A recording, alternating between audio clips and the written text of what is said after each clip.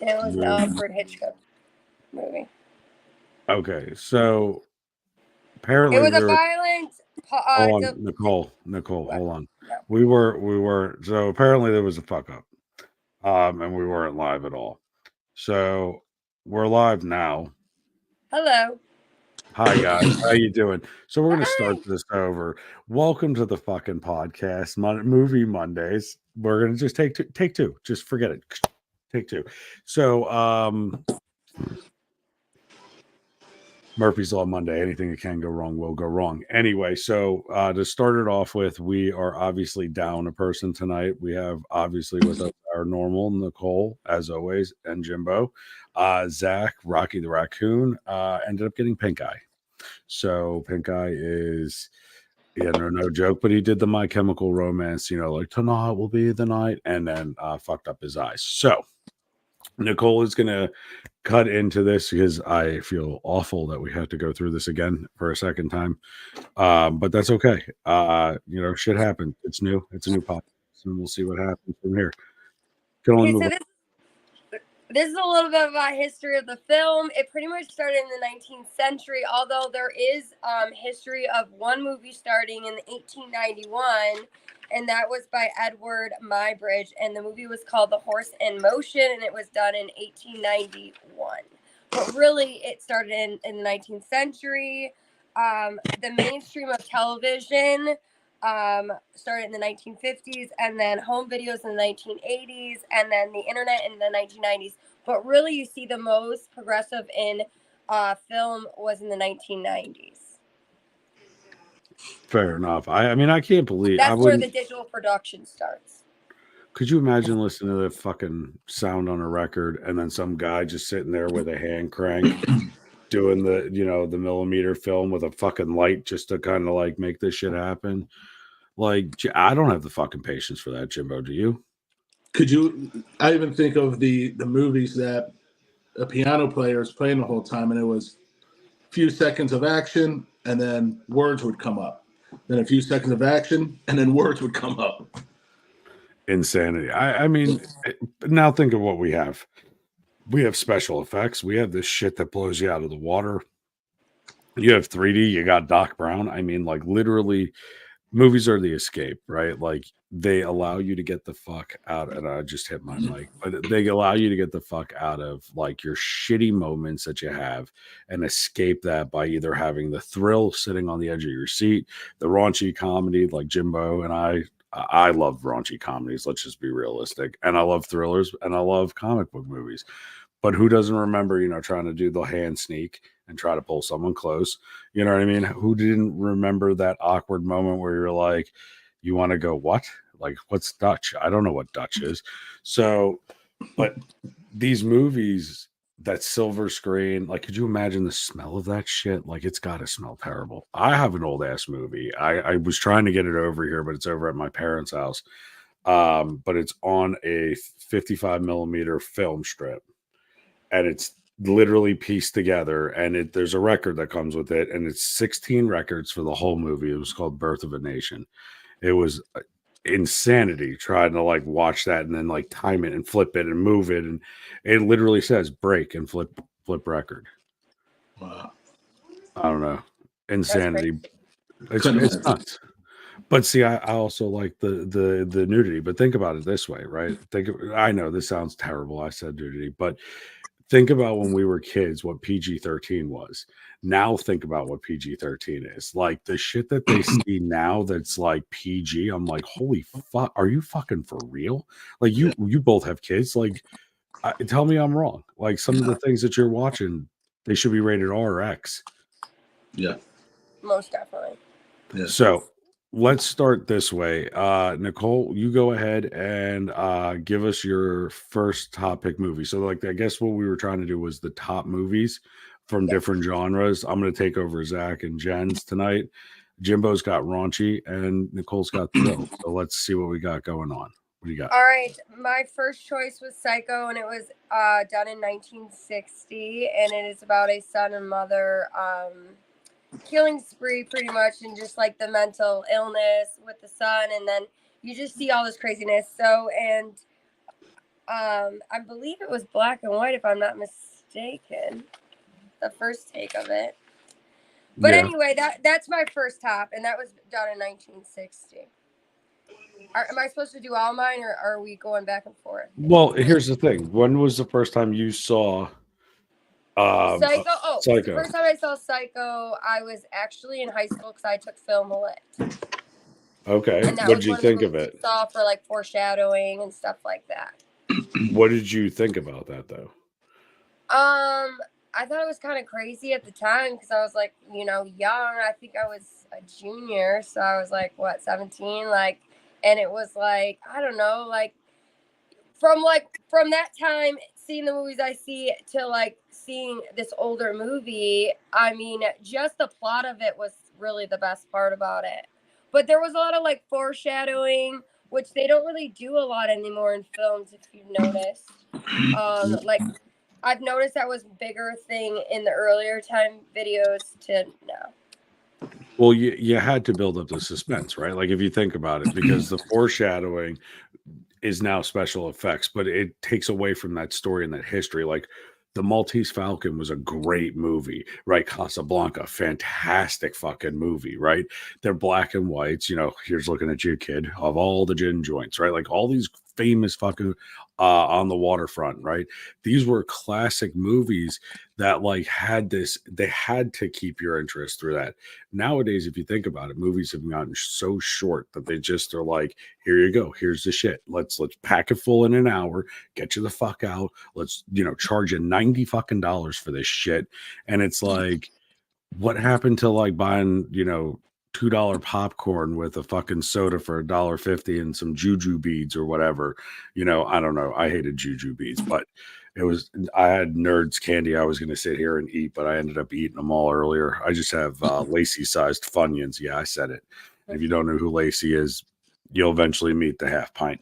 But yeah, it's crazy, like to think how we've come from black and white to now, and that foreshadowing is so pinnacle to the mood of that film, and it just destroyed now.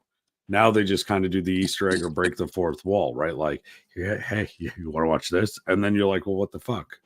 That's not foreshadowing, but it's fun. Like, graphics are fun and they're great, but like there was just so much more trying to figure out like how movies were going to play out back then. And that's like thinking of horror movies with the foreshadowing and the story, like Alfred Hitchcock movies. Half the times he wouldn't even show the dramatic thing that was happening. It was all up here. It was just all in the writing and then the production of the movie, which is crazy to think. Now everything's right out there. Right. Like The Birds was one of the fucking freakiest movies to me when I was a kid. I hated that movie. And it was literally just because of the fact of how fucking like terrifying. Like it's a fucking bird, right? Like who gives a shit? But you get 100 of these fucking things and they're chasing you and they're breaking windows and you don't even see the birds. You just hear the glass shatter and people screaming. I mean, what's scarier than your own worst mind? I mean, you could even take that to mental health, right? Like I have some fucking crazy thoughts. I know we probably all have had crazy thoughts. People in the chat have had crazy thoughts, right? That's a fucking, so sometimes you can't even go see some of these movies because they fuck with you too much. Yeah, Jaws. Like how many people didn't fucking swim after seeing that fucking movie? Yeah. Right. I wouldn't swim by myself in an above ground pool in my backyard after that. Dude, there was a movie called Teeth. Does anybody remember that movie? Anybody in the chat remembers that movie? Yeah. The woman had teeth in her vagina. You want to talk about scaring the shit out of a 15-year-old kid to not ever want to see a woman's parts? Throw fucking set of teeth in there that bites the pecker off. Like, yo, like, you want to talk about trauma? Like, the first time I was like, do I have to feed it? What's going on here? And there was no teeth. Talk about a Venus flytrap. Ay, Jesus Christ. Well, okay. Let's flip to a raunchy one. So you did an older film. Jimbo, give us one of your older films. So I pretty much went through the decades. So I'll give you some of the 70s because that's where the raunchy comedies, or what they title it as, the sex comedy, started. And everybody was putting out Animal House as the first one in '75. But I'm like, what about Blazing Saddles? That was a sex comedy, and that was in '74. Through the '70s, you had not only that, you had '77, you had Smokey and the Bandit, which in that decade was the number 6 grossing movie in the '70s. You had Animal House, which was number 7 most grossing movie, and Blazing Saddles was 41. So for that new genre, you had 3 in the top 50 grossing movies in the '70s. And then I had to throw my take on was Meatballs. Remember Meatballs? Oh my God. And that was in '79. Like that whole kind of genre started, with that. Dude, those were some classic movies. Animal House, right? Remember, he just stuffs it in, and God rest him. Look, so he stuffs that thing and he goes, "Guess what I am? A zit," and just shoots it out of his mouth. You get it? That's it. You get it. I've had those moments in college walking around and someone's playing a guitar and you just want to grab the fucking thing and bash it off the walls and whatnot. Oh God. But I actually tried to mimic him in college, right? So I joined a fraternity. Then I saw this movie before I went to college, right? And I loved it. And I was like, dude, this is what I want to do. This is what every fraternity's like, right? Like it's just this fucking crazy sex raunchy orgy with fucking, drinking and having a blast. And this is what college is about. It was not what it was about. Some of it was, but it wasn't. You stay in school if you're fucking watching this and you're of age. Just stay in school, stop partying. But the best part about that was I was like, you know what? I can fucking do this. I can drink that whole bottle of Jack like he did. And I did. My liver hates me for it now, if almost 40, but hey, things to live up to, life goals. But yeah, I mean, it's oh God, it's fucking insane. Like I remember seeing that the first time and just shocked. Super secret probation. You know what I mean? I was insane. And a couple of them, especially Blazing Saddles, you couldn't even make today. No, God, no. That would be fucking canceled in a heartbeat. Yeah. Nicole, when was the first? Did you ever see Blazing Saddles? Did you ever see? I've only seen Animal House out of all those ones you mentioned. Okay, so what was your best memory of Animal House? Just like the parties. That's what I remember. I'm not like I wasn't big on comedy, so I didn't watch it a lot, or raunchy comedy or whatever. Okay. So I don't really remember that much, but I do remember it was a bunch of dudes, right? And they lived in a frat house and they did stuff like, what do you do that with, like, at the beginning of, like, what's that called? Brush Week? Like right? Yeah, pledging. Pledging. Yeah, that's what I don't really remember anything particular. I'm sorry. I don't. No, that's okay. That's okay. That wasn't really my thing to watch, but I do remember that one a little bit. What was your favorite scene out of either Blazing Saddles or Animal House? Well, my favorite scene in Animal House is when they're trying to get everybody all stoked up when they're in the living room. He's like, "Do we quit when the Germans bomb Pearl Harbor?" Like that is one of the most quoted. Like that's probably my favorite scene in. I love when he's in the super secret probation meeting and he gets up there and he's like, "And this is unconstitutional." And he's running back and forth and he's on his soapbox. The funny thing is that whole crew is the one who wrote that and started the whole National Lampoon. Yeah. Like that was insane. And that's a fun fact. Nicole, I know you were putting together some fun facts and stuff. What do you got? Let me get to that page. Okay, yes. First color movie was called A Visit to Seaside, although a lot of people think it was The Wizard of Oz was the first color movie, but it actually wasn't. The first color movie was A Visit to the Seaside. It was 8 minutes long, and it was done in 1908. Wow. Well, Wizard of Oz wasn't done until way later. Did they say how they got the color on it? Was it like watercolors on each cell, or I didn't get all in depth. That's okay. with it, but yeah, that's a lot of time they were painted glass scenery that they would superimpose in front of, like that's how they did a lot of the Gone with the Wind stuff. It was actually Oh, no. painted glass superimposed over. Go ahead. But they do say that Wizard of Oz gets mistaken as being the first color film, which it wasn't, but it was the revolution for future movies. So, like, you don't really hear about A Visit to Seaside, but everyone hears about, oh, Wizard of Oz, you know, going from black to color. But that was just to kind of go on with that fact. And that's fact, Carl. Fact. He did. He started Mad Magazine. And he's in it. There's a lot of people in these Yeah. movies that like starred in it and produced it and did all this stuff. Like, if you really think about it, it's a lot of fucking work to do some of this shit.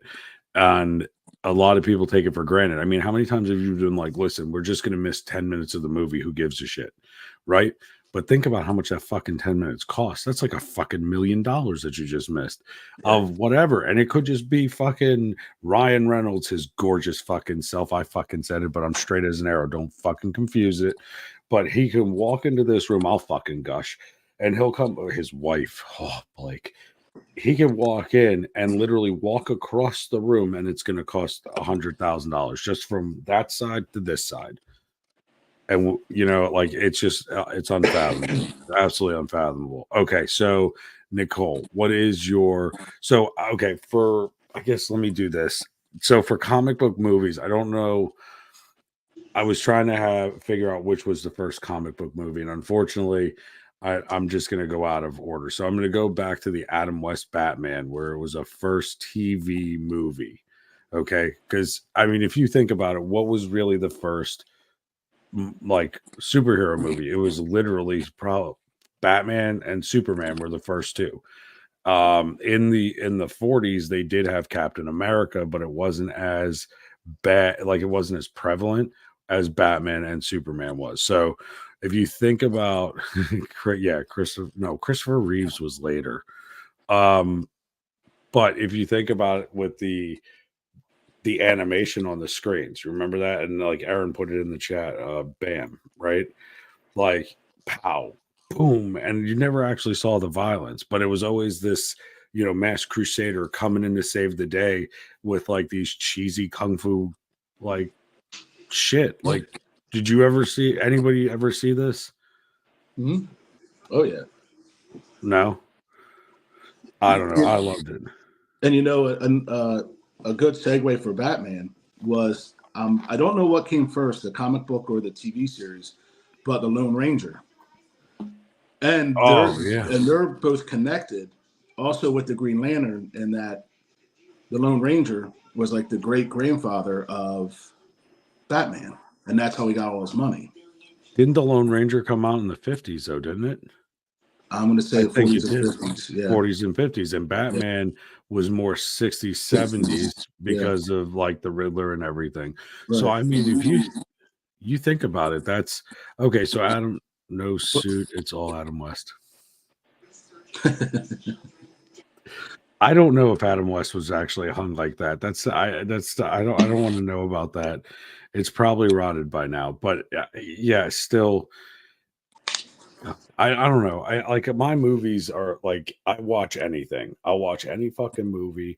Listen, hell, I'll admit it. I watched the fucking Notebook. Okay. I said it. I watched the Notebook, and more than fucking once. It is what it is. Okay. I cried. Right. Listen, I sat there and I tried to hide it. Okay. I literally tried to hide this. So I'm sitting there in the theater with the girl that I'm with, and I'm looking up at the screen. And it comes on, and she's like, I just want you to be with. And I'm like, oh my fucking God, I just grew a vagina. Oh my God, there's an ovary. Fuck, don't let her see it. Oh God, no. I couldn't help it. I couldn't fucking help it. But there's some movie like Saving Private Ryan I bawled my fucking eyes out at. But that's, you know, it's a different movie, Alyssa, different things. Like Chucky scares the fuck out of me. Still to this day, I'm 40 fucking years old. I know it's not real. Scares the shit out of me. I had my buddy doll. You know what I mean? So these were things that like fucking just terrified me even to this day. Which is a awesome segue for another fun fact and a thriller movie that's next up on the list. The next thriller movie I did was Basic Instinct, and Basic Instinct was made in 1992. and it was about a violent police detective investigating a brutal murder that might involve a manipulative, seductive novelist. Oh, she was sexy in that. I don't care what anybody says. Sharon Stone, when she uncrossed her legs and Yeah. crossed her legs again.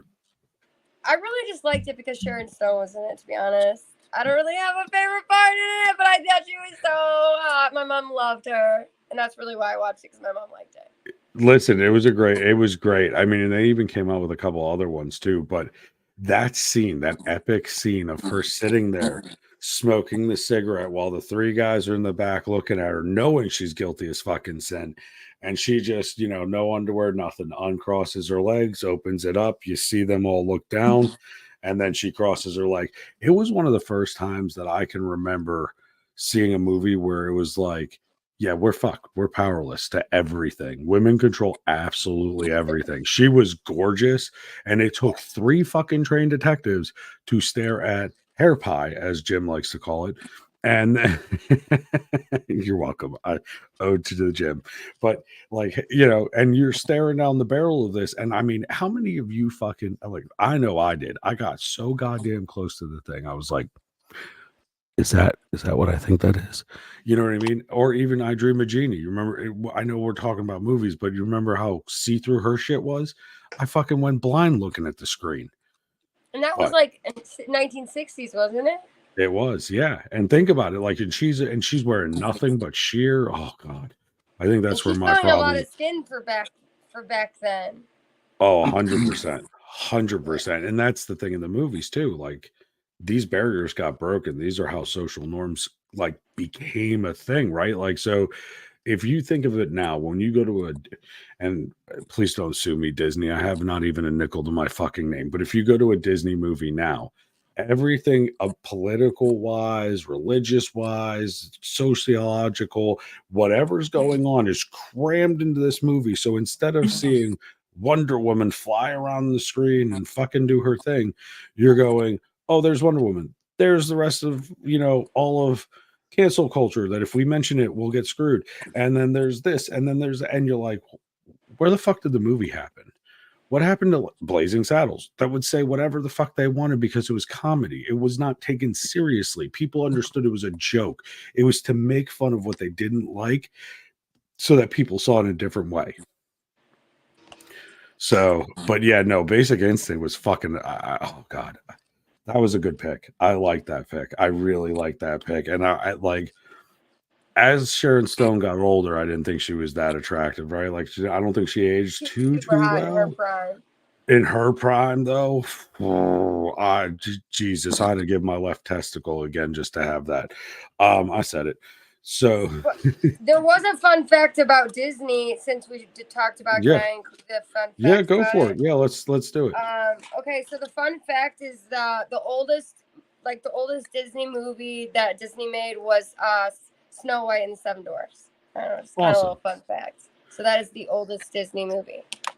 I always make this joke, and then Jimbo, I want to hear your experience with Basic Instinct, because I feel like the words that you're about to say about Sharon Stone's legs and pubic region and everything else in that movie is about to be hella raunchy, and I love it. And I want you to segue back into your next raunchy movie. But Disney, oh God, what the fuck was I saying now? This is the problem. I get off topic. Sharon Stone. So back then, sexy as hell, right? If you think about it, that's when the industry started doing this shit. It makes it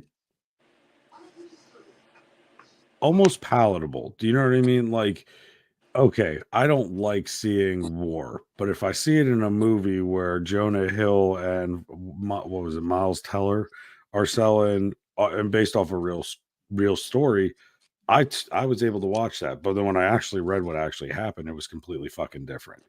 Yeah. And that wasn't really the topic that I really wanted to go to. Yeah, Blazing Saddles did break a lot of barriers and was inappropriate, and it wouldn't be made today. Could you imagine? Mel Brooks, he saw it, he ran with it, and he took it, because he could not do that now at all. Oh, and now I remember the raunchy joke I was going to make. Snow White and the Seven Dwarfs, right? Could we not think of a more creepier fucking topic, right? She's asleep. No one knows where she is. She's in a glass tube, and now we got 7 little men around her, just like, what? Are you fucking for real? And what did they do? They just did their own thing. Fuck out of here. I don't buy it. I don't buy it. That was a gangbang, and that was Disney's way of doing it. I'm just saying that was the raunchy thing. I had to think about it when she said Cinderella. Too much, dude. It's funny with the sex comedies. It felt like when they really took off in the late 70s, it melded right over into the early mid 80s, and then it was like frozen until probably like the late 90s. Because then it seems like all then the sex comedies from the mid 80s to the mid 90s were almost like low budget B movies, that you'd get because that's when HBO, Cinemax, like they throw out all these low budget sex comedies that it like flooded. So like if you made a good one, that's why in the 80s and 90s there's only like a few at the top, with the 80s, Best Little Whorehouse in Texas, that was a play forever. Burt Reynolds, Dolly Parton. That was the number 10 grossing film in the 80s. And that came out in 82. Then you had Fast Times at Ridgemont High. Hollywood Nights was one of my favorite. Revenge of the Nerds. And then you got Porky's in 81, which Porky's started its own genre, what they called teen sex movies, like that high school age. They call them teen sex movies with the high schoolers doing high school stuff. And then they were all 80, 81, 82. Revenge of the Nerds was 84. I kind of gave little shout outs. One was because I loved it, was Bachelor Party with Tom Hanks. Oh, was that not a good movie? And then one maybe not a lot of people heard of was Night Shift with Michael Keaton and Henry Winkler. Like my dad looks underrated. like Henry. My dad looks like Henry Winkler. I just had to point that out because he looks like it in Night Shift, and I absolutely love it. But they were underrated. Yeah. But give me your take on Sharon Stone over in Basic Instinct. When that movie came out, I was in high school. Okay, so that's all I'm going to say about that. Okay, so Jim was about as swollen as Zach's eyes. Got it. Okay, so but it's like wearing sweatpants on the back of the bus. Like you don't do it. You just tuck it in the waistband. But dude, Porky's. I remember seeing that movie. My dad's like, "Oh yeah, Porky's is fine," and then all of a sudden they're looking through the little fucking hole, and you're seeing everything. Bachelor Party. God, that was a great movie. I mean, there were so many of those movies I grew up on, like that you just did, and it didn't fucking matter. Like, yeah, we were kids. We were like, "Oh my god, there's a nipple." You know what I mean? But at the end of the day, like we were not numb to it, but we accepted it. We were just like, "Oh, okay." So she got naked. Oh, she had great ass, like. And it was funny how the evolution, like Showgirls. I don't know if that's on your list or not, but that is. That's not on my list. That's not on my list. Okay, thank Jesus, because I don't want to steal somebody's list. I hate that fucking thing. But Showgirls, does anybody remember that one with the girl from Saved by the Bell in the pool with Gina Davis flailing the fuck around like not Gina Gershon. Gershon, thank you, and getting like railed out, and she was gorgeous too. But it was insanity. What is this, Carl? Fun fact: the original Snow White and Seven Dwarfs story didn't name until Disney brought the rights. Well, and it's funny because it's actually part of a Grimm's fairy tale.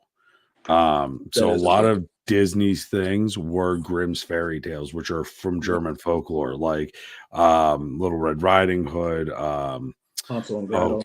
Hansel and Gretel. I was just trying to think of like the Candy House, right? So all these things were to keep these kids safe, and a lot of that folklore became movies, and those movies were the way you would pass down lessons. There were lessons in all sorts of movies. Think of fucking Lion King, right?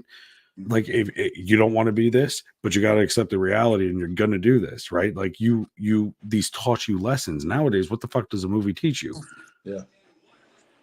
Yeah, a lot of those early Disney was either Grimm's or Hans Christian Andersen, with like the Little Mermaid, the Ugly Duckling. So do we got another fun fact that we could parlay in there? Yeah. There was different names of saying movies, and a couple different ways of people that have said it over like decades is photoplay, picto, pictograph, photodrama, picture show, and flickers. These were different names that people called to like say you're going to movies. We're going to Can the you flickers. flicker spell Flickers. flickers for me, please? Yeah, Is it's it like FLICKERS? flick you off, man. Let's go. Oh, I was thinking of flicking the bean. I didn't think I Or was not you that. could do that too. You know, I mean, flick the but those bean. are those X-rated movie theaters that we all heard about, and none of us went to. None of us went to them at all. That back room in the XXX show. No one put a So- quarter in the slot and watched the window go up with the chick smoking a cigarette and then it slammed back down. I'm just saying. And that was like, there were a lot of movies. There was one on Comedy Central and Bordello of Blood, and it had was it Jon Stewart in it? I think it was Jon Stewart in it. And that movie was insane. That's not on your list, right? For thriller at all, Nicole? Wait, what? Bordello of Blood. No. That was a great movie. That had the Quinn Medicine Woman. What the hell was her name? Oh shit. The Quinn Medicine Woman. Do you remember who? You don't. The redhead. God damn it. I don't know. Anyway, she got fucking naked in that and had vampire teeth, and I was like, I'm not to go back to Fetish Friday, but maybe I don't mind getting bit by her, that redhead and that fucking blue dress and shit. But yeah, sorry, I went off on that tangent. Okay, so what's your next up? You have what? Like we both have like 3 movies left, right? I think, or 4. Yeah, I got I did 6, but I can do 3 more. So I just did No. an extra one just in case. No, go for it. Okay. Anyway, my next one is it me or is it you, Jim? Is it you, Jim? You can go. No, it's you. It's you. It's Okay. Thriller. James Seymour. Mine is Interview with the Vampire. It was a gothic horror, and it was about 2 men. And you pretty much experience immortality, change, loss, sexuality, and power. And it's just pretty much showing you, like them trying to live a normal life, but also being vampires. And I read the book, and it was one of my favorite books and movies of all time. And that one was made in 1994. See, and vampire movies always got me, right? Like it was always that allure. It was always the control. It was always look into my eyes, my prayer. Like Van Helsing was the only one that kind of like broke that mold, but like it always had that like I'll suck your blood. Even with Abbott and Costello, right? Like if we're talking movies, you got to fucking talk about who's on first, what's on second. I don't know, third base, but when they did the slowly I turn, and they just cover their face, and you're sitting here and you're looking at like. This dude looks creepy as fuck, homeless as shit, probably smells like balls, and he's just seducing these women so he can bite their neck. But it does show the duality in the things that we do, just like Jekyll and Hyde, right? So, like you're talking about, it's 2 guys with struggle with being normal and then also being vampires, right? So we struggle with that shit every day, right? Like every day we can put on a smile on our face and people are like, oh yeah, look, he looks happy, and we're not fucking happy, right? Same thing that's why I identified with a lot of these like mythology movies, right? So like I love Greek mythology movies, but I also like the vampire movies because of the fact it's that dual nature, and these movies get to show that. So like you're fucked up, like, right? Like sucking somebody's neck for blood is fucking ridiculous. I ain't fucking doing it. Jimbo, well, we're not. Jimbo's up for anything twice as long as he tries it. He's like, get party on, Wayne. But like Nicole, like could you like the thought of your neck getting bit that hard? That doesn't excite me at all. That doesn't get me all wet in my pants or anything. It terrifies the shit out of you, right? It terrifies me. But it's like, I just like the storyline, like the actual plot. Like sometimes I try to see what deeper into, like, because I like to read some of the books, and sometimes I'll read the book before I watch the movie, and then you kind of just like, you kind of imagine your own thing, so then when you see the movie, it's a little bit different. But yeah, I definitely wouldn't like that, no. I didn't read. And I definitely would want to bite someone and like have to eat blood on a Drink daily basis. blood, I right. love fucking food. But that's the thing, like, to me, like, but it does show that duality, right? Like, so, like, you're Yes. freaked out, and some of us, I don't know, at least me in particular, when I watch those movies, I think like, fuck, am I going down a rabbit hole like this? Like, am I gonna be this fucking dude that's creepy as shit and Blade, and then end up getting in trouble for fucking defrauding the government, biting some person's neck to drink blood? Not actually doing that, but like the metaphorical, right? So it's crazy. Oh my god, did you really bring up Natasha? Yo, Gray. Oh, Species was good. It was a good one. That's not on my list though. God, I remember when she gets in the hot tub with that dude, and she's like, "We're gonna have a baby," and he's like, "What?" And she just then goes through it. But yeah, That's Alien Monsters, not my fave. you see, yeah, but I think that's all that bullshit that's Yeah. on with the anime. I'm not into that. But like the vampire crap and like I love werewolf, vampires. it's that whole play of duality of man, and that's what I think, and not just men. I mean, in general, humanity. But okay, Jimbo, let's hear about some raunchy, sexy, fucking shit show we got going on in the 90s. I'll bust through the 90s real quick because when we hit 2000s, I might need an extra minute because 2000s when they really hit their own. You know what I'm saying? They took off. They did. So take off. 90s again, it was late 90s for most of my favorites. The number one on my list because they actually hit number 30 in the top 50 for the decade. And 98 was Something About Mary. Funny, Oh, like that's every nice. bit of it was funny. Then you got American Pie When with she their whole puts the stuff in series. her hair. Booty Call, one of my favorites in 97. Oh, Booty Call. Jesus. Striptease for obvious reasons in Like, 96. Striptease is good. And then Chasing Amy in 97. Who Listen, am fun. I? Go ahead. Go ahead. No. Finish. Two quick honorable mentions was Boomerang with Eddie Murphy in 92. It's underrated. And Deuce Bigelow in 99. Dude, both of those are fantastic movies. was And good. I I think said that. both of them were Comedy Central based, like SNL skits, weren't they? Those last Deuce two? Bigelow was Chasing Amy was, of course. No, that was Kevin Smith. That was Kevin Smith and his whole amazing style. Mallrats and all that. So in Yeah. college, and I'll find a picture at some point in the podcast and I'll bring it in. Plus a fan because Right. Well, yeah, the quick stop. But smoking weed, I love them. I used to dress up every year as Silent Bob, and I would never say a fucking word. The entire night of Halloween, I'd walk around, and it was great because no one knew if I was drunk, I was sober, if I was on something, I wasn't on something. Like, it was just like, there's Joe again as Silent Bob. And the only time I would fucking talk was to repeat the whole fucking Chasing Amy story.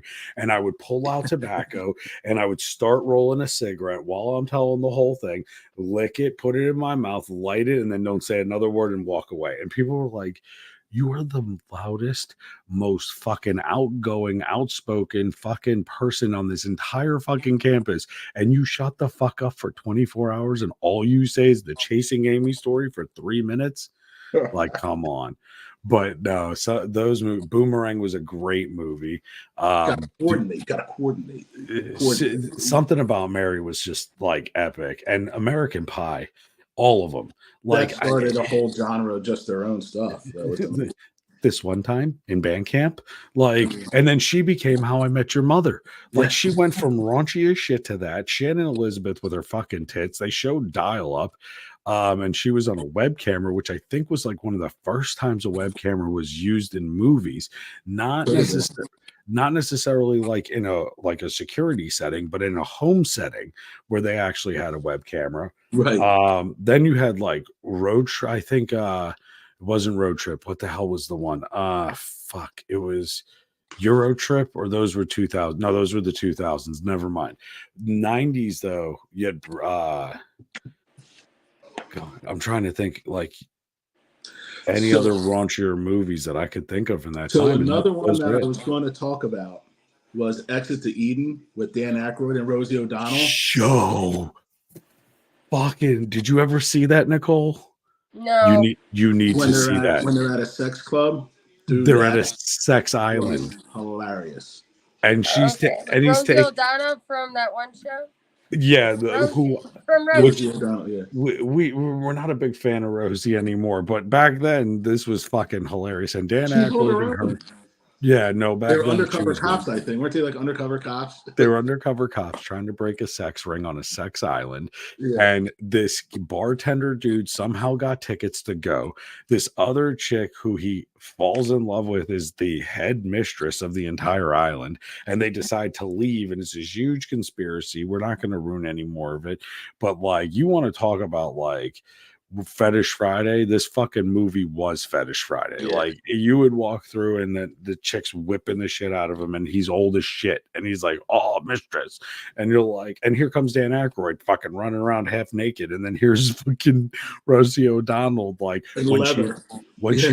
she was married at that time. I think I don't think she had came out at that point because of the time frame, but That I was mean, 94. That came out in 94. Yeah. And that I remember when that played on HBO, and it was like late night HBO, and it was right before Real Sex came on, and you saw Exit to Eden, and then Real Sex, and then like I remember the episode too. It was like the pony, like people acted like they were fucking ponies and riding on this shit. It's like, what the fuck is wrong with you? And then Jim loves that show because of all the Bush that was in it. That's why he voted for the Bushes. He just liked the word. It was like a reward. Okay, so Nicole, what's give us another fun fact? Give us another The first Hollywood movie that was ever made was made in 1910, and it was American silent Western film. do you remember what it was? No, that's all. It pretty much. It was just like a pinpoint. I wonder if it was Quicksilver. So if you've ever seen the movie Tombstone, the beginning of that where they show the cowboy put a gum up and he shoots into the camera, that's part of that movie. I forget what movie that is, and I know that movie. They give the credit in the credits of Tombstone, but in the beginning when they're talking about the wild, the Old West and how things are starting to get civilized, they show clips of that movie, and at the end, it's possible. I wish I would have found that fact. Shoot his gun into the camera. No. That was part of that. I don't know the name of it. Andrew brought up an interesting movie real quick just to touch on. Do anybody remember Rat Race? No. That had Jackie Gleason in it, and Lovett, John Lovett, the redhead, Seth Green. It was like inks for fountain pens, but it was a remake of the original. There was an original one that came out in the 60s, but that was also a raunchy movie. They went to the Hitler Museum in the middle of fucking Michigan. Yeah, and that one didn't come up on anything I looked at either. No, but it wasn't like raunchy. It was more like Lisa Lampanelli quips of raunchiness. It wasn't like showing raunchy. It was just like highbrow raunchy. Kind of like was the a fun Benny Hill innuendo kind of thing. Yes, just like that. Absolutely like that. And then Nicole, we're on to your thriller. I'm sorry. Oh yeah, you're good. I saw that one. Next thriller I have is Seven, and it was made the year later after the it was 1995, and it's about American crime thriller serial killer that usually is killing people with the deadly sins. So I can't, like, greed, lust. I can't think of them right this second, but the seven deadly sins, and it's pretty much these two detectives figuring it out and trying to figure out how to do it. Great. It was a really good movie. I liked it. I saw that once, and I said, you know what? As an Italian Catholic at that point, I could not do it. My family had a conniption. We weren't allowed to watch Poltergeist or any of that shit, like Exorcism, none of that. They were like religious to fucking, like my mother would come in with fucking holy water at night and throw it all over the bed. Like, you want to talk about baptism. But I have not seen that in years, and I think that I just found a movie I'm going to watch this weekend because I have not seen it, and I remember he's fucking hot in it. He's young and sexy.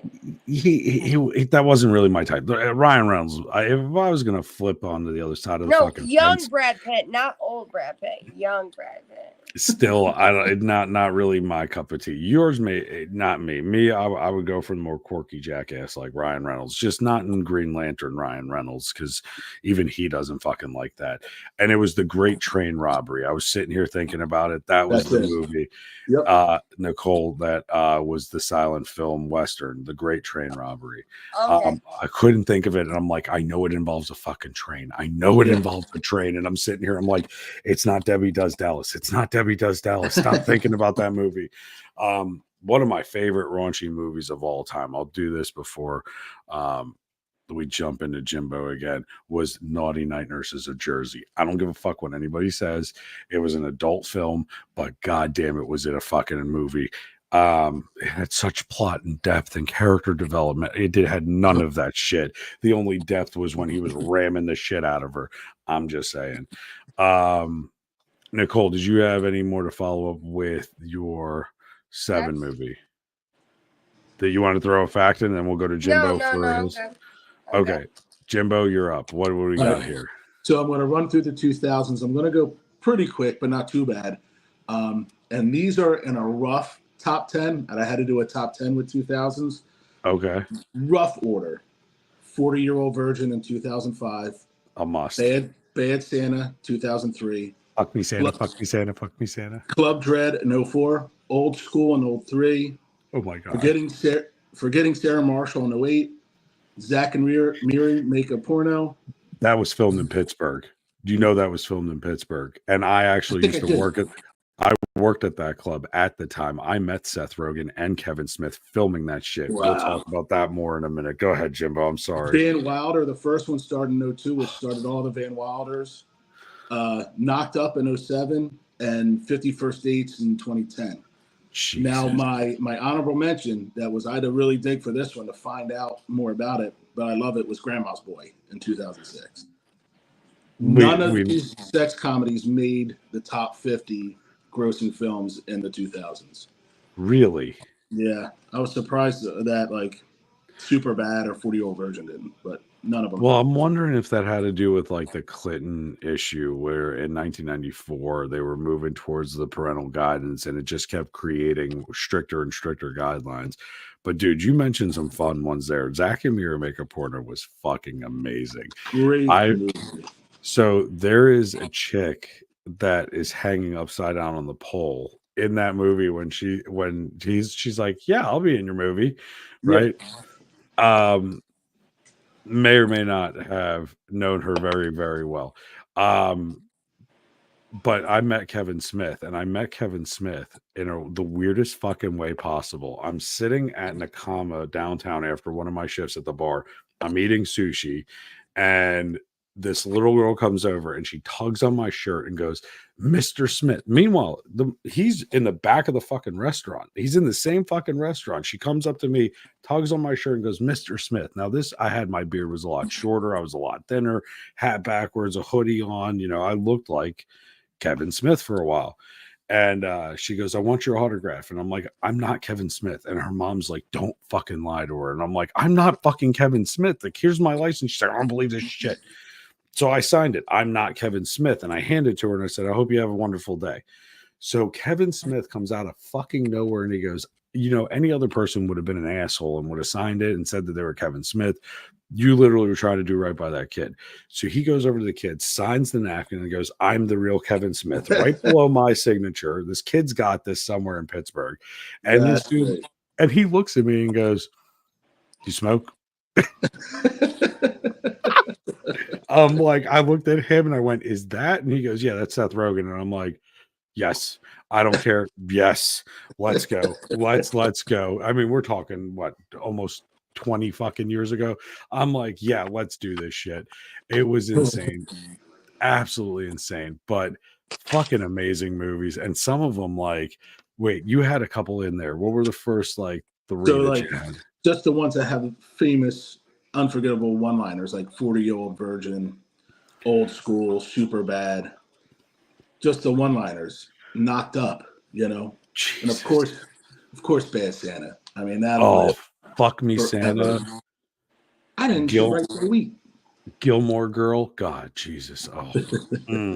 Okay, Nicole, like any of those movies he watched that he rang out, any of those that hit any of your radar that you remember, any of them that stood out like Bad Knocked Out. Santa, Knocked Off.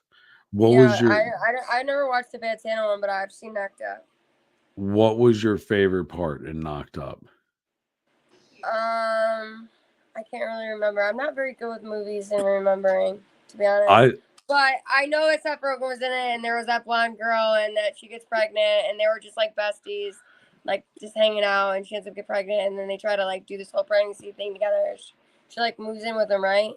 yeah, Yeah. yeah, they Right. move Okay. in and Yeah, then and they're it's like pretty much their funny story. Doesn't he like go smoke weed or something? Or he's a big pot in there. he's a huge pothead.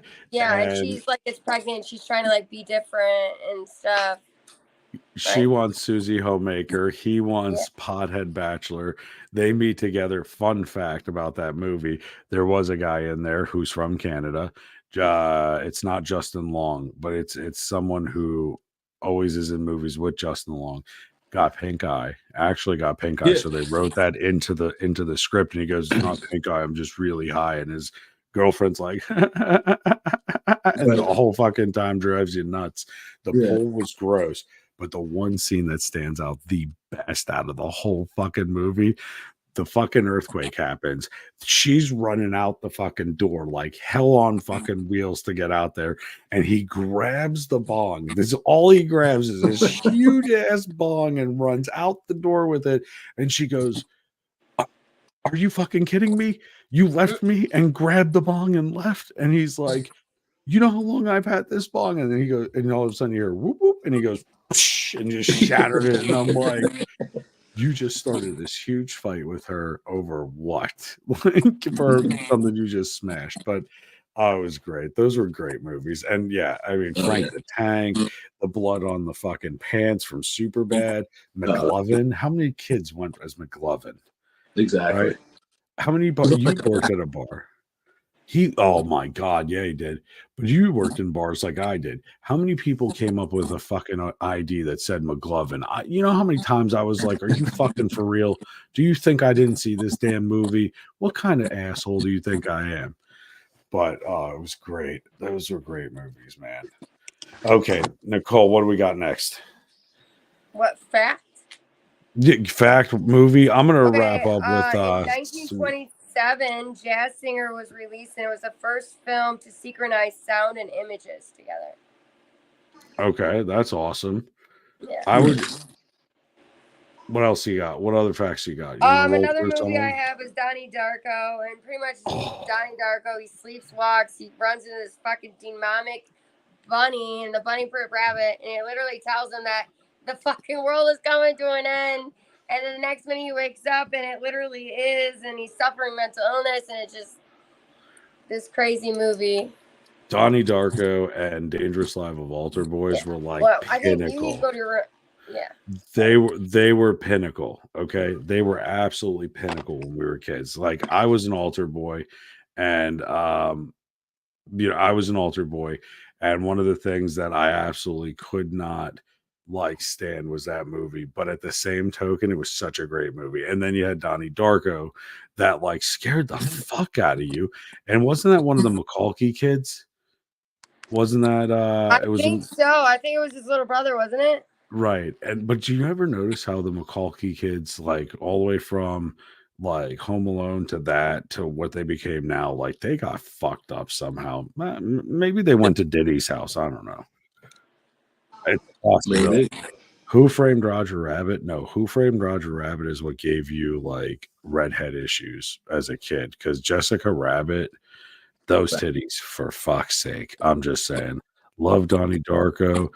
Katherine Heigl was the blonde that got blacklisted because she was on Grey's Anatomy. I do remember that. Excuse me. Let's see. Guilty. Had a few roles on. Yeah. Katherine Heigl did have some good What are roles. your guys' favorite scary movies or favorite raunchy? There you go. Raunchy I can't comedies. even say crimes. Raunchy comedies. Cat, throw in the chat. Raunchy comedy, thriller, or comic book movies. I'm going to take this time to go ahead and Jimbo, you had an interesting thing you said about Disney.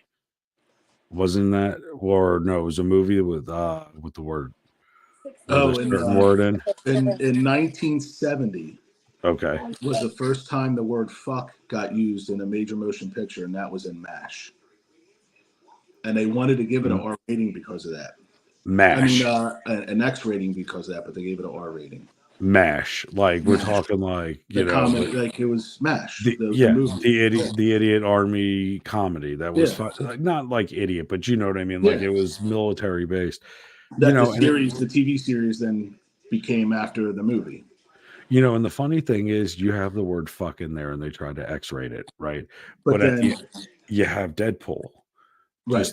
Just to jump into it, you have Deadpool that swore 118 fucking times in Disney, and they were the first Disney movie ever to say fuck. And they told Ryan Reynolds, "Do not say fuck in the next one," and he said, "Betcha, bitch," and he just ran with it. And he was also told, "Do not do anything with Logan's dead corpse." And what was the first thing he did? He fucked around with the corpse.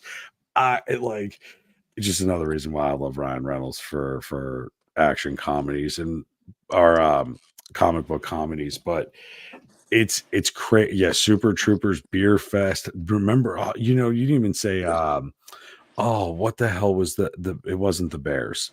It wasn't the Bears, but it had Walter Matthau in it. Grumpy Old Men. No, the baseball movie where he was the coach. Oh, the Bad News Bears. Bad News Bears. Yeah.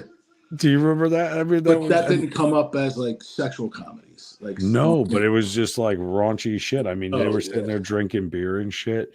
Oh God. Okay, so let's read some of these. We got Grumpy Old Men, Scary Movie. We got Blair Witch. I couldn't do Blair Witch. It was too much fucking shaking. It was like Cloverfield. It got me nauseous.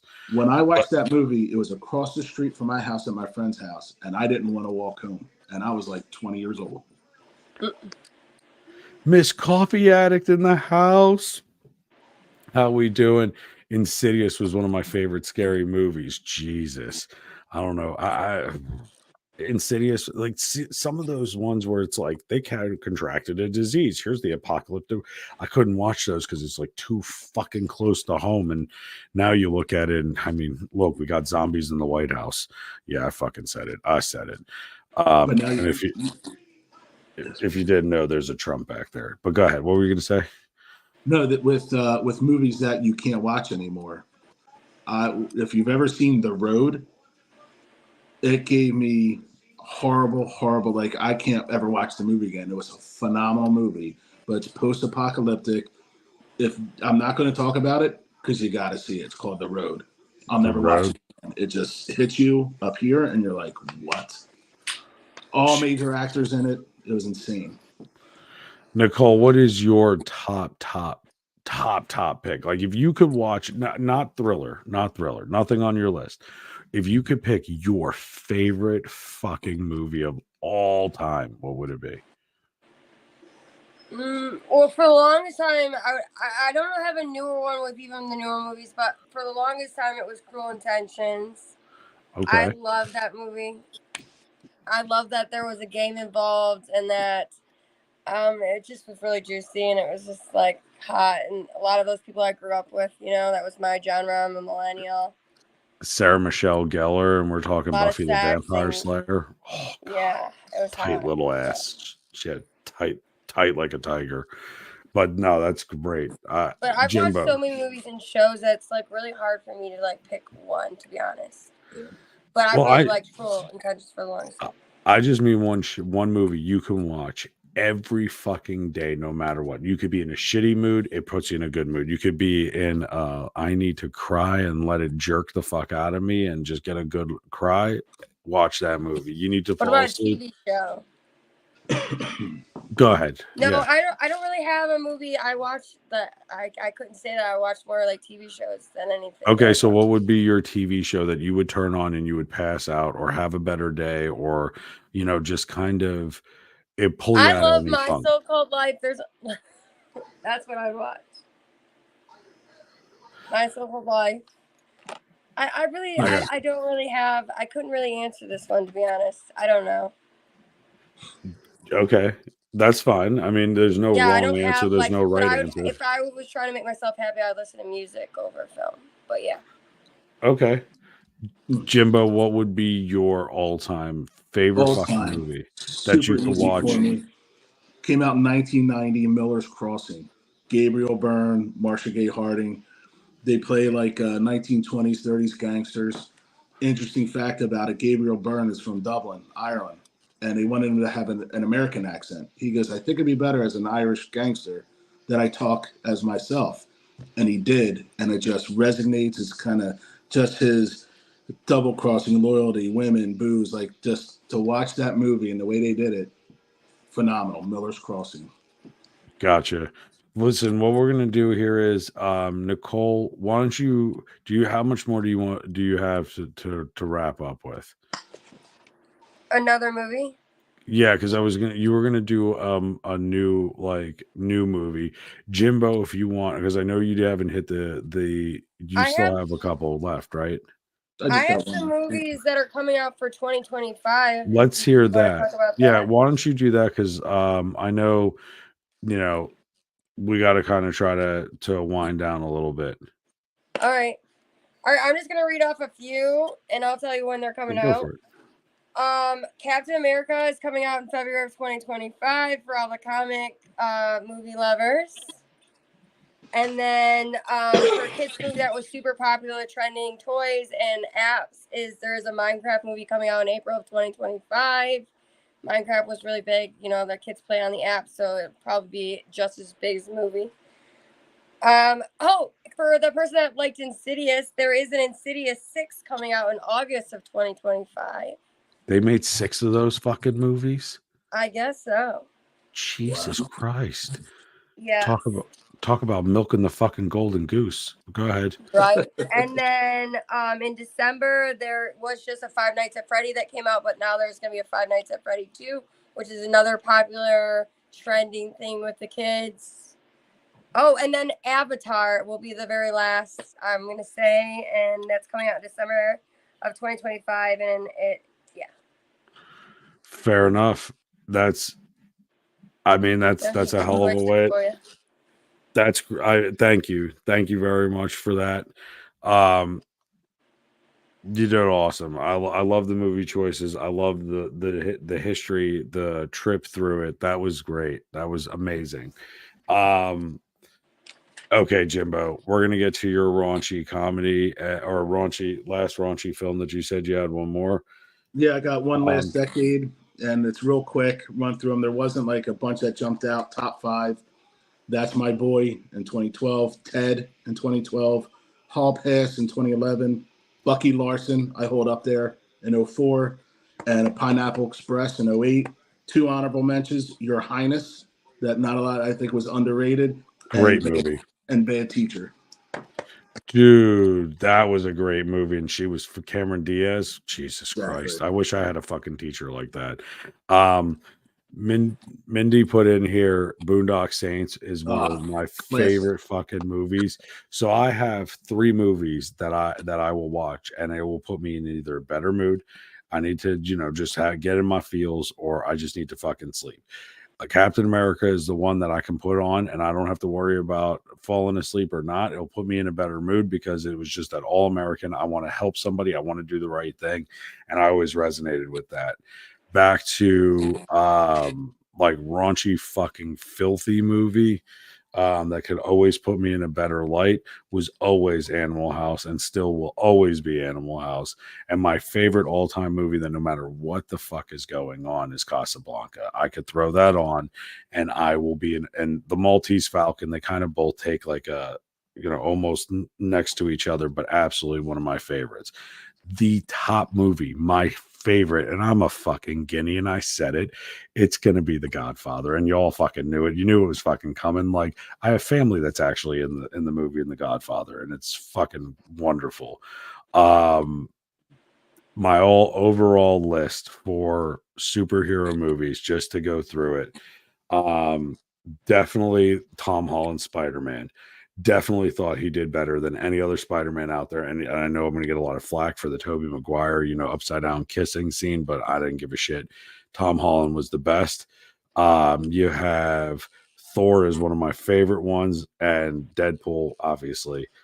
But ultimately, a lot of people don't know, but Mystery Men was one of my favorite superhero, non-superhero movies.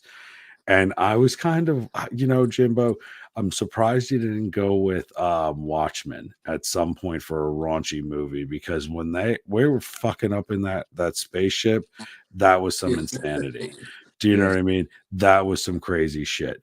So, I mean, I know that we're going a little bit over. So, other than that, Boondock Saints though is still a classic. Classic. These Both of classic them. movies are amazing. Yeah.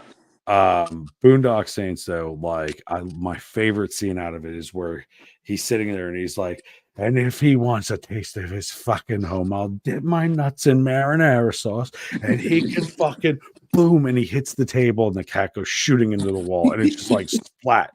And they're all like, did he just shoot the fucking cat? Is that the fucking cat? I love the bar scene with the bartender when he's like, make like a tree and get the fuck out of here.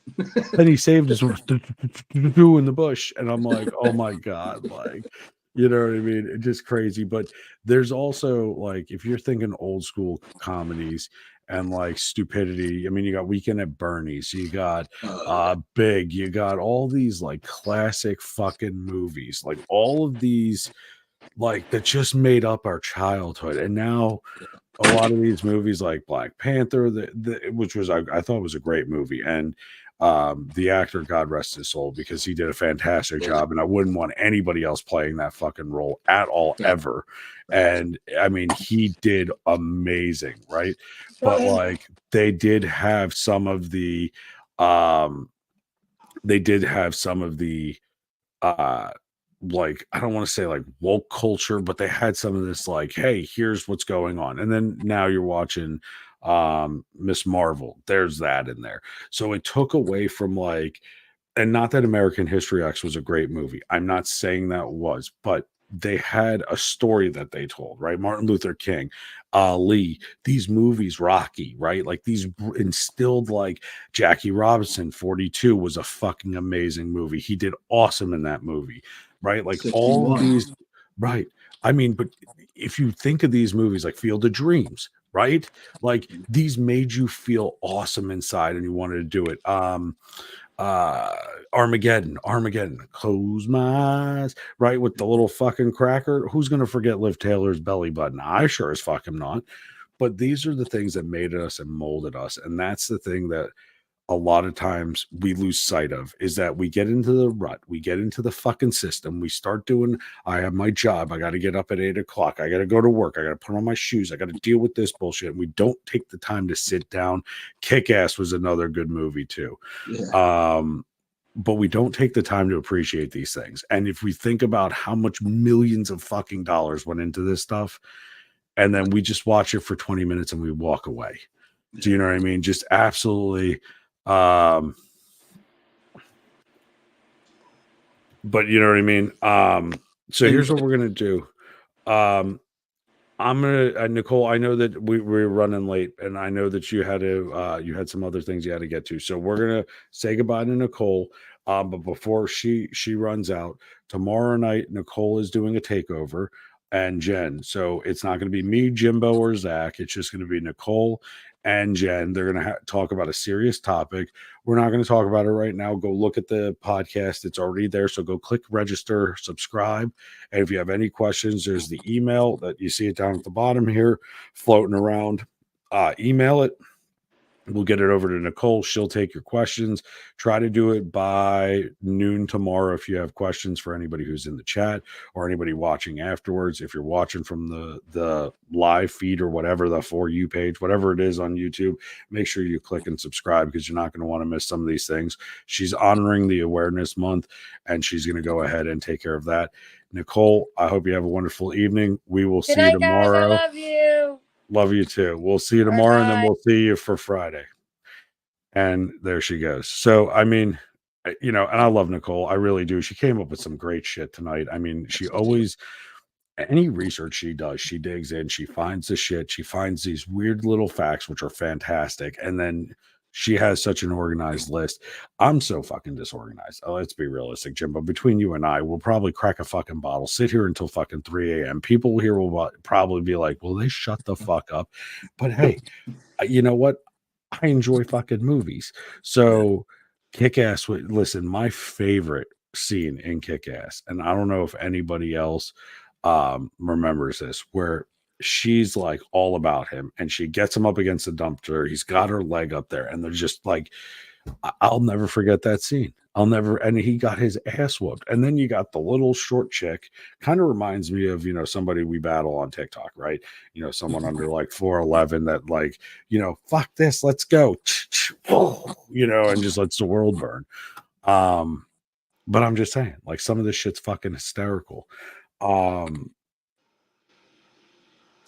But I think we all fucking forgot about My Cousin Vinny. The Buick Skylark with the posi traction. You couldn't have done it because it was an 84. This was an 86. It would have I just Joe Pesci. Huh? You think I'm a funny man? Huh? Funny how? Funny like a clown? Funny like you want to The Two Youths? What's his name? Herman Munster playing the judge. Like, you know what I mean? I know. Wasn't that great? And people don't realize that. Yeah. What was that Dan Aykroyd movie? We were talking about thrillers with her, and I guess it's more like stupid comedy humor, like thriller, like scary movie, right? Like I know what you're talking about. Dan Aykroyd. When they were in the junkyard, he was a judge. Yeah, what the hell was the name of that movie? With Chevy Chase, Demi Moore. Oh, it was a star-studded dude. cast. I tried to get the copy of that soundtrack when Digital Underground is playing a cut the cake for a wedding. Oh my god, dude! I can't remember the name of the movie. It's on the tip of my tongue. What a great movie, though. Another one. Oh, she's my bitch. She bit my finger off. I mean, and that's oh god. Let's see, Bullet Train, Swordfish. Remember Swordfish? Halle Berry, full frontal. Holy shit! Yeah, you don't remember Swordfish? That had GQ's Man of the Year. What the hell was his name? Oh god, he was in Face Off too. Not Nicolas Cage, but the other one. Why can't I remember his name? He was in Grease. What the fuck? Nothing But Trouble. That was the movie in the junkyard. Nothing But Trouble. That was a fantastic, but what the fuck is that guy's name? Oh my god, Aaron, is anybody still in here who knows who I'm thinking about? He was in Face Off. He was in Face Off, but he wasn't Nicolas Cage. It was the other guy. John Travolta? Thank you. I couldn't think of his name. I was about to say fucking Look Who's Talking Now with Christy Alley. Whenever I think of Broken Arrow. Yeah. Bottle Rocket was another good movie too. Guys, what there's a couple of y'all in here. What tell me your number one movie. I gotta hear this. Big Trouble in Little China. Are you a Kirk Russell fan, or were you more like a Jack Ryan fan? Because to be fair, I actually will watch any of the Jack Ryan movies 1,000 times over, and especially the ones with Harrison Ford in it. Those ones to me were like the best. Secret Life of Walter Mitty. I have not. Great movie. I have not seen it. The original with Danny Kaye, or the remake with the remake was with Ben Stiller. Ben Stiller. I didn't see either one of them. PCU. That was a good one. Weird Science. I'm surprised you left that one out with Kelly LeBrock. That one didn't come up either. Yep. That was classic. Dude, do you remember? Oh, they're having the Robert Downey Jr. bra on there. In my pants. And they turn that motherfucker into the fucking blobby thing, and she's like, "Here, you want this? You want that?" I'm like, "Holy shit!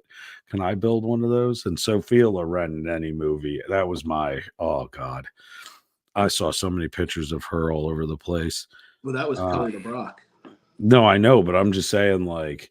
Sophia Loren, was a little bit before that. I mean, you had Raquel Welch. Do you remember Raquel Welch and her little fucking the little fucking Was it Kate? oh, I don't remember what it was, but I just remember her and her fucking little thing on the poster holding the little bat. Oh, Chris said the remake with Ben Stiller. I'll have to watch it. That was Underworld is on your top list. Okay. Well, listen, Kate Beckinsale. Actually, to tell you the truth, I thought Kate Beckinsale was hotter in fucking the Total Recall remake than in actual fucking so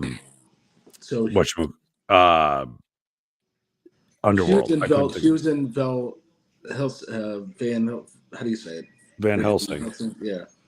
Quick fact about me and Kate Beckinsale: we are exactly the same age. We were both born the same day, same year, same month, day, and year. Really? Yep.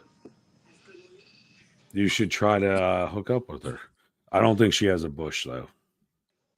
Yeah. But it's Kate Beckinsale. I think you can do without it. Sometimes you got to do what you got to do. Blade. I like. Can you remember Blade? Classic. I mean, and then he's always Chris Christopherson just passed away. I know. And then how about Harley? The Harley Davidson Man and Harley Davidson and the Marlboro Man. God. Great movie. And then you had what's his name? The actual Marlboro Man. Oh my God, why can't I think of his name? I'm losing fucking my mind tonight. Who, Mickey Rourke?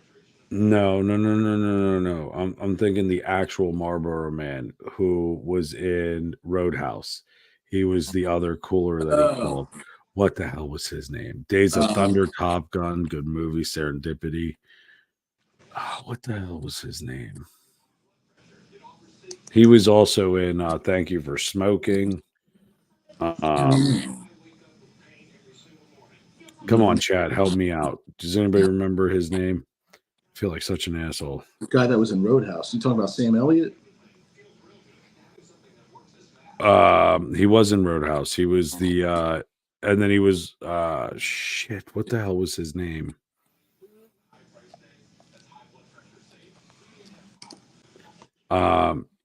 Dan Johnson, was that his Don Johnson? Oh, Don Johnson. He was the Marlboro Man, yeah. Was it? Okay. And then you also have Don John. That was a good movie. I'm surprised that didn't make your list either. That was on there, but I wasn't familiar with it. That was listed, but I wasn't familiar with it. Listen, you have a thing for redheads like I do. You need to watch that because Scarlett Johansson in that movie, fucking awesome. Tombstone, yeah. Classic. I mean, the Hustler movies, anything with fucking oh my God, why am I drawing a blank with his fucking name? Everybody's fucking name tonight. Sam Elliott, that's who I was thinking of. Sam Elliott, thank you. Sam Elliott was the guy I was thinking of. Woody Harrelson. Any movie with Woody Harrelson is fucking hilarious. Like Hustler, that I thought raunchy comedy, but then again, it's not really a comedy at that point. It was a serious like bio. Dude, Sam Elliott was like the shit. Yeah. So this is a horrible thing, and Marlboro's probably gonna have a fucking conniption. But when I started smoking cigarettes, and mom and dad don't listen, okay, please. But when I started smoking cigarettes, I started with Camel and filters because that's what my dad used to smoke, right? But then I saw Sam Elliott, and he put a cigarette in his mouth in the Marlboro commercial, and he's riding the horse. I'll never forget it. It was like the first Super Bowl commercial I remember. And he's riding the horse, and he's sitting there, and he starts whipping the rope around, and he goes to throw it out into the distance. And I don't know if he ever roped anything or not.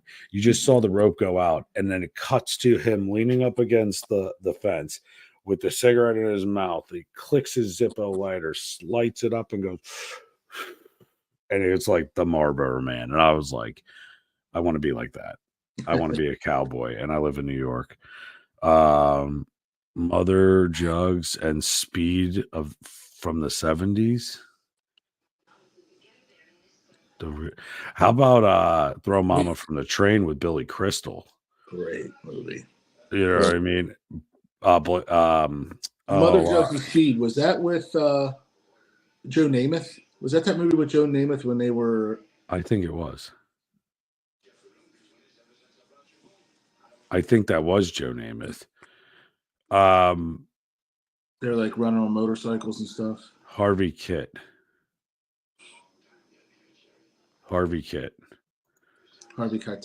Oh, The Big Lebowski, classic. Oh, I said Kid. I don't do Kite, Kit, whatever. Yeah, you know that guy. That guy. This guy right here. Harvey Keitel. I don't know. For as much movies as I love, if you and you could even ask me, and people do this all the time, that like I am on TikTok and I have all these people that follow me, and people will have conversations with me. They go, do you know this person? Do you know that person? I'm like, I have no idea who the fuck they are. They're like, they were in your box like yesterday. I'm like, I know their faces. I don't know their fucking names. I don't like, are you kidding me? Like, why would I know their like I don't read the fucking names. Let's see. Oh, Indiana Jones movies too. How about popular famous movies you ever seen? The original Star Wars and the Goonies. Chris, let me explain something to you. I am old enough to see both of those and know about them and wait in line for them. I mean, if we're talking classic movies and famous movies like Cheech and Chong movies, you remember those? Like Up in Smoke, like those. Like she's sitting there with the Ajax, and you're like, what the fuck is going on with this person? Ludes, man, ludes. Yeah. Up in Smoke, Nice Dreams, like they were all like great movies. I gotta tell you, I was never, ever, ever into the comic book movie genre. Really? Until Guardians of the Galaxy. That turned me really? 100%, yeah. Really? Because it's funny because like, and then I started watching them all. Did you see all the originals though? Like, and then I mean, like, Christopher Reeve. You had what was it? Dean Cable. Was it Dean Cable? Dean Clark? Whatever the fuck his name was from Ripley's Believe It or Not. That's Superman. Yeah, the Superman ones, and it was funny because, like, if you look at all of the superhero movies, like in the beginning until now, like really you got to look at it, right? Because back then they sucked. Dean Cain, thank you. They sucked. They were horrible, and people were like, I don't want to see this shit. Who wants to see this shit? $6 Million Man. You had The Spy Who Shagged Me, James Bond. You had all these movies, and people were like, I don't want this fucking superhero that sees through lead and moves as fast as and like they wanted to see Bond with the Bond girls. Yeah. You know what I mean? And it was just kind of like, what the fuck, man? And then when Ryan Reynolds got casted as the Green Lantern, I mean, you had Green Hornet back in the day, which was awesome. You had Bruce Wayne, but they weren't superheroes. They were individuals with a lot of money that made themselves super, right? So they were more realistic. People identified with them. But then you had, these superhero movies, like when it came out, and like Ryan Reynolds, everybody was like, oh my God, Green Lantern, I can't wait for this fucking movie. And then it fucking flopped, and it was just like, oh, you fucking killed it. Why? Like, how did you screw this? Dogma. Oh my God. Let's just talk about George Carlin. God rest his fucking soul and everything holy. I'm gonna he was the man of fucking comedy. I don't care. When he went, you got to know the rules of the road. Oh, I was fucking done. It was great. The Last Dragon. The Last Dragon was a good one too. That was a good movie. I mean, like that glow. You know what? Who's the Shogun of Harlem? Show enough. How about Coming to America? Love it. Like great movie. Like when he gets up, the best scene that I remember is he gets up and his Jerry curl left, like the Aquanet on the couch. It was just like, oh my God, I can't believe you're doing that. One of my favorites in that movie is when he's singing "To Be Loved," and somebody goes, "Fuck you," and "Fuck you, my neighbor." Yes, fuck you too.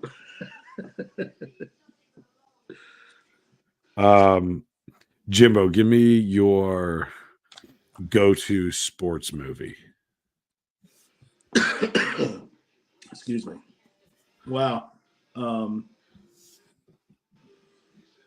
That's a tough one. Best sports movie for you. Like it could be Rocky. It could be something as in like Rudy, right? Or The Yeah. Blind Side or Radio or anything to do. Not just don't. As much as I love Adam Sandler, as much as Waterboy involves sports, that's a comedy. Serious sports movie. My number one would have to be Raging Bull. Really? Yeah. Okay. Yeah. What was your favorite part of it? Why? Just the whole how it was like black and white. It was raw. You know, it was like young Pesci, like just how they just the whole movie, I haven't seen it in years, but to watch it, I'm like, yeah, I gotta watch this. I mean, you always see Rocky. You're always going to watch Rocky. At the end, when he's like, Adrian, we did it. Like, you get a tear. You know, like there's Rudy at the end. You're like, it pumps you up. Right. Comedy, Slapshot. I love Slapshot. I love Goon. And I think that's so underrated, you know. Definitely underrated. I've been watching 61 like nonstop lately. Another one, because I'm not a big baseball fan, Moneyball. I love Moneyball. Yeah. Trouble with the Curve. I mean, you've got the Sandlots I just saw down here. Where is I pinned it already. The Program. You got the Program. The Replacements. Like when I think of like the Replacements whole is special play because I'm a Washington fan. So that's okay. Well, we're not going to get into sports. Go Steelers. But they won. They pulled it out. Did they win? Oh God, thank God. I have it recorded. Hopefully the Yankees won too, because if the Dodgers swept them, I have to do some stupid thing with my profile for Canuck, and I'm not really thrilled about it. But it is what it is. But when like I think of like sports, yeah, what's your go-to? Right? Christ, it's hard, man.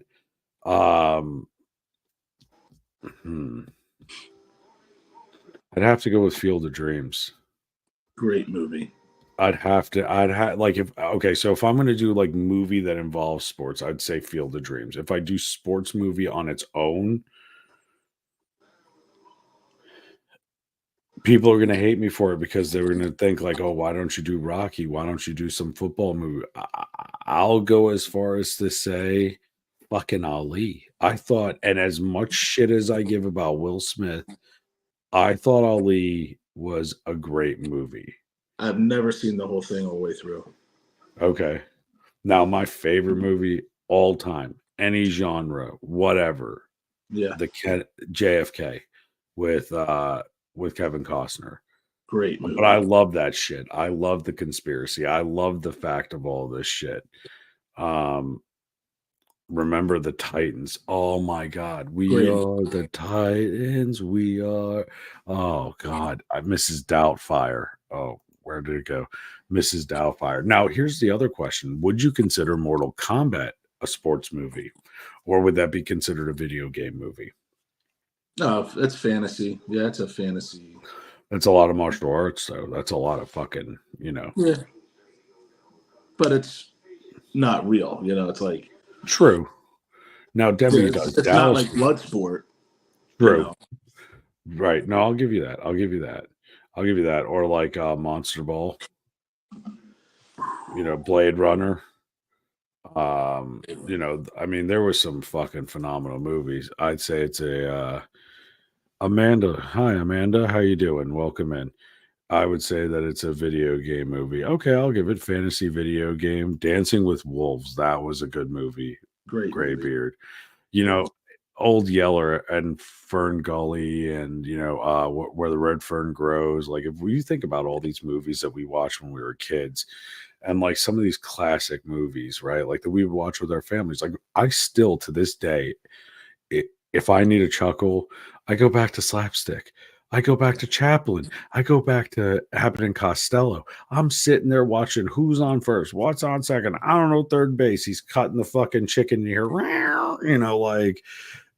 Just paging Dr. Fine, Dr. Howard, Dr. Fine, Dr. Howard. one I almost threw in here was The Jerk. Oh, and Roxanne. Roxanne, great movie. Great movie. Oh my God. Land Before Time. Jesus. So, that actually reminds me of TikTok the other day. You remember you were in the box with me and we were talking about it, and someone told me, no, it's the other dinosaur movie. And it's the original dinosaur movie. And they fucking quoted the movie called Dinosaurs. And when I'm thinking dinosaurs, I'm thinking Land Before Time. I'm thinking Not the Mama, which Right. wasn't a movie, but the Flintstones. I'm thinking Jurassic Park. Like, I'm thinking like dinosaur, like back in the day, like 10,000 BC, like Journey to the Center of the Earth. And she comes out with this shit that came in 2004. Listen, you know what I was doing in 2004? Banging someone's mom. I wasn't fucking like, I wasn't watching this fucking kids movie where it's got some little I don't know. Patch Adams, great movie. Mad Max, a fantastic movie. Mrs. Doubtfire, still. I think there's enough to do a whole nother down the line, do a whole nother movie night. I could give you a whole nother hour plus of westerns. We got war movies, animated movies, comedy, like rom-coms, like romantic. Well, let's ask the chat. You guys are in here. Do you guys want to look? So we already got Fetish Friday is going to be set in stone. I think that we're a bunch of raunchy bastards. Every single one of us is a degenerate fuck like I am. So let's do it. Who it's okay, Miss Coffee. Police Academy. We forgot about Police Academy. And you know what? None of them came up in any of my research. Crocodile Dundee. The original would have been perfect. Crocodile Dundee. I mean, like, okay. So here's the deal, guys. In the chat, should we do another movie Mondays? I got one for movie Monday. Come on, chat. What do we got? We got one. We got two. I'm gonna start becoming a fucking auctioneer. How many to say? 1 and 2 and 1 and 3 and 4 and sold. Yes, another movie Monday. Yes. Okay, so here's the deal, chat. I'm gonna give you guys some homework. If we're doing movie Monday next Monday, I want you to come with your overall top 5 movies, and I want you to put them in. And here's how we're gonna do movie Monday. We're gonna come with some of our own fucking movies, okay? But we're going to talk about your movies. We are going to try to recall the best scenes from those movies, what we remember, what we were doing. Most of the time, Jimbo and I probably who we were doing. But the point of the matter is, we're going to go ahead and we're going to be more interactive with you guys on Monday with this, because I kind of feel like this and Fetish Fridays is going to be great. And everybody in the chat here and everybody who's watching at home, hope you click and subscribe and follow. Make sure you follow everybody on TikTok. It's running down here. That's our other platforms. We're going to be coming up with a schedule this week, and I'm trying to figure out what days work best amongst everybody. But what we've come up to the conclusion is on the weekends, we're not going to have a nightly podcast. But what we are going to have is Jimbo, me, and we're going to do some cooking on Sunday mornings when we can. So they might be every 2 weeks. They might be every week. For right now, we're going to try to plan for this Sunday, see if we can do it. If we can, great. If we can't, so be it. It will still be the same time every time. It will be 9 p.m. PST, but it will be 12:30 Eastern Standard Time. The only day we shift it by 15 minutes would be Wednesday if we decide to do that. But at the end of the day, it's looking like it's going to be Monday, Tuesday, and then it'll rotate. Tuesdays and Thursdays will most likely rotate, and we'll hit Friday for sure. Jimbo and I on Sundays. Saturdays, I will be doing interviews. So it might just be me. It might be me and Jimbo. It might be me and Nicole, whoever it might be, but we're going to bring someone in, and we're going to put together by the end of the first week of November. Okay, so not this half week, but the first full week of November, a contest for y'all so that we can get you guys to do a recording where we record a segment with you. One of the people, we're going to figure it out together, and then we're going to interview you, and we're going to say, hey, get to know some of the people in the fucking chat.